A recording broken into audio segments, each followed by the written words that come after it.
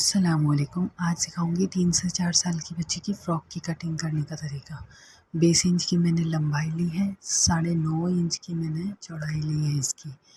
अब खुले साइड से मैंने 3 इंच की चौड़ाई पर निशान लगाया और 4 इंच की लंबाई पर निशान लगाएंगे और इसको तिरछी लाइन से मिला देंगे। 3 को 4 से ऐसे तिरछा करके मिला देंगे।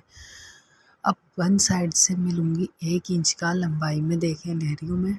वन साइड से 1 इंच का निशान लगाकर बे बनाकर इसके निशान लगा देंगे इसका, और इसको बे शेप में ही कटिंग करेंगे।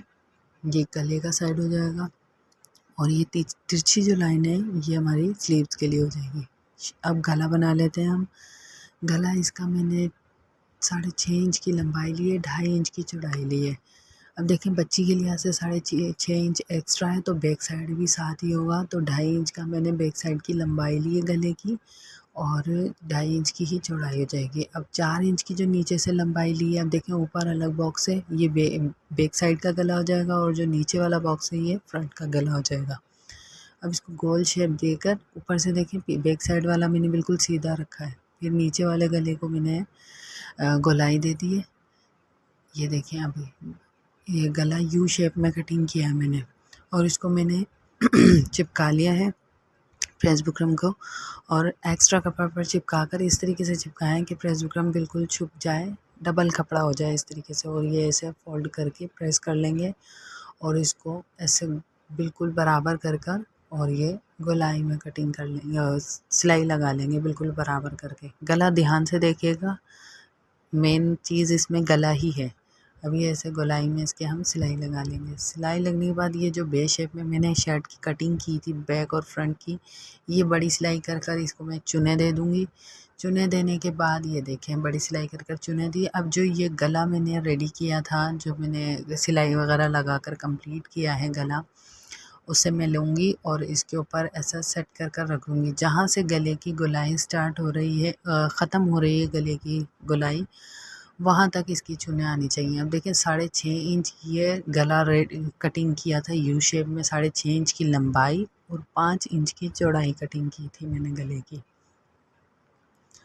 ठीक है, इसे सिलाई कर कर मैंने रेडी कर लिया है। ये दोनों साइड पर इसके कपड़ा आ रहा है गले के।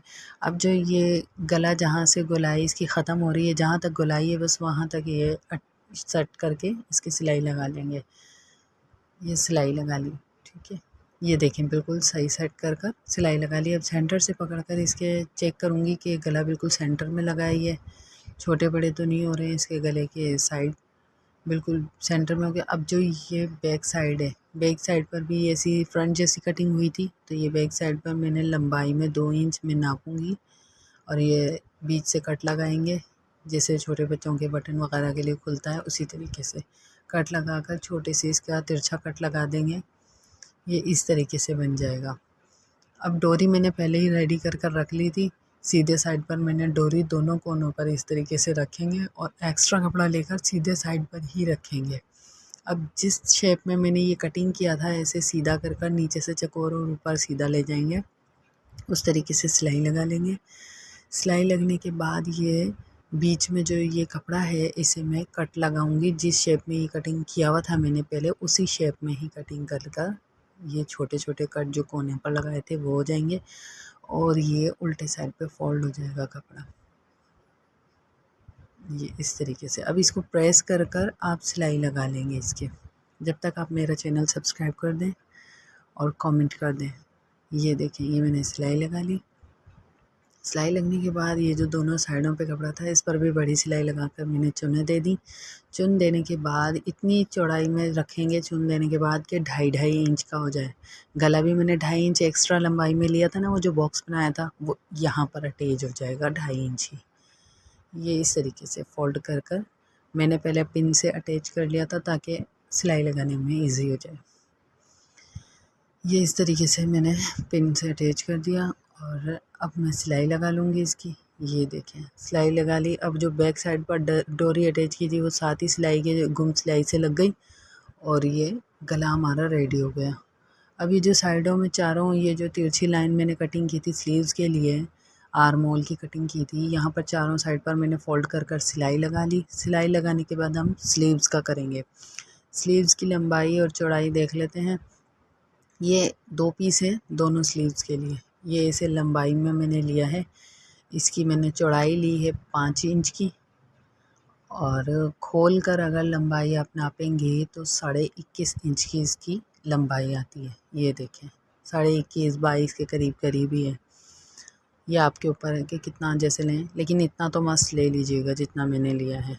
अब ये इसके जितना मैंने मेरा चौड़ा इलास्टिक लगाऊंगी, ज़्यादा चौड़ा भी अच्छा नहीं लगता है और डिज़ाइन भी थोड़ा चेंज हो जाएगा, ज़ाहिर है ज़्यादा चौड़ा लगाऊंगी तो।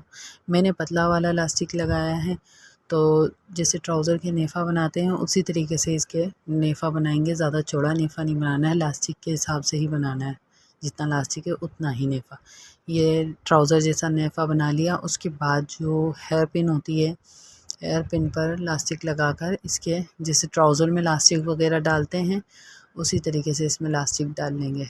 ये मैंने लिया था इलास्टिक, इसका लंबाई में 6.5 इंच का इलास्टिक था ये, ठीक है। 6.5 इंच का इलास्टिक है। हेयर पिन से इसके अंदर डाल देंगे, और ये जो स्टार्ट का इसका सिरा है, ये जो एंड वाला सिरा है, इसको सिलाई से मज़बूत कर लेंगे ताकि ये एकदम अंदर नहीं चला जाए, ठीक है। क्या आपने मेरा चैनल सब्सक्राइब कर दिया? अभी कर दें जल्दी से। अब देखें मैंने दोनों साइड से ये सिलाई लगाकर इस तरीके से बन जाएगा। ये चुने दे दी। अब ये जो दूसरे साइड पर, एक साइड पर तो ये नेफ़ा बन गया था, दूसरी साइड पर जो सिरा इसका किनारी बाकी थी, ये मैंने फ़ोल्ड कर कर सिलाई लगा दी है इसकी। अब कॉलर से 1.5 इंच का मैं नापूंगी, 1.5 इंच जितना कपड़ा छोड़कर इसका, और फिर ये निशान लगा लेंगे और चारों साइड पर इसी के इस तरीके से ही निशान लगाएंगे जिस तरीके से मैंने लगाया है, 1.5 इंच का। फिर स्लीव्स 1.5 इंच का एक छोड़कर, और यहाँ से मैंने ऐसे स्लीव्स अटैच कर दूँगी, सीधे साइड पर रखेंगे ताकि सिलाई उल्टे साइड पर चली जाए इसकी। ये इस तरीके से ये सिलाई लगा ली मैंने, देखें दोनों साइड की लगा ली। इसके बाद हम फिटिंग कर लेंगे। 1.5 इंच का बीच में देखें गैप छोड़ा है मैंने, ये हमने फिटिंग की सिलाई लगा ली।